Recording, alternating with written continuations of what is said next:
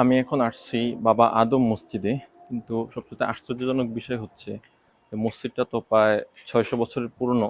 1453 খ্রিস্টাব্দে প্রতিষ্ঠিত এই মসজিদ। কিন্তু এই মসজিদে কোনো জানালা নাই। দরজা 3টা মসজিদের, বাট অ্যাকচুয়ালি কোনো জানালা নাই।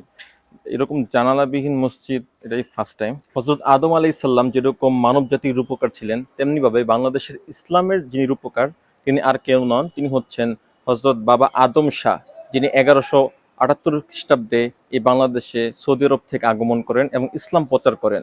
তৎকালীন এই অঞ্চলের রাজা ছিলেন বল্লাল সেন, এবং তৎকালীন সময় সেন বংশের আধিপত্য ছিল এই বিক্রমপুর মুন্সিগঞ্জের এই এরিয়াটাতে।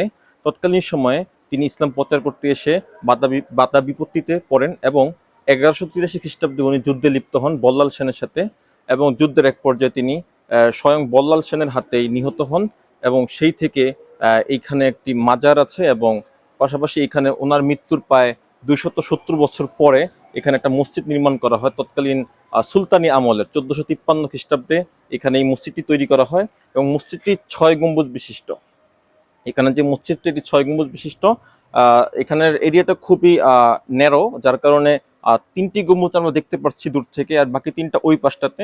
তো গণবসতি হয়ে যাওয়া এটা স্পষ্ট দেখা যাচ্ছে না, কিন্তু এখানের মাজার, এখানের মসজিদ, প্রতিনিয়ত লোকজন আসেন আর সওয়াবের নিয়তে নামাজের উদ্দেশ্যে। বিশেষ করে শুক্রবারে খুবই ভিড় হয় এখানে, এবং যার কারণেই আমার এখানে আসা।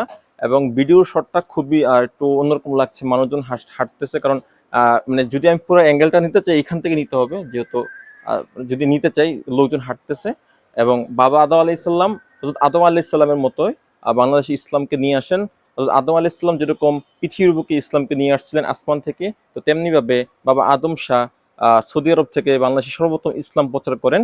এবং এটা হযরত বখতিয়ার উদ্দিন ইখতিয়ার উদ্দিন মোহাম্মদ বখতিয়ার খুলজিরও প্রায় 30 বছর পূর্বে উনি বাংলাতে আগমন করেন, এবং এই বাংলার সর্বপ্রথম ইসলামের যে পৃষ্ঠপোষকতা সেটার ক্ষেত্রে অগ্রণী ভূমিকা পালন করে।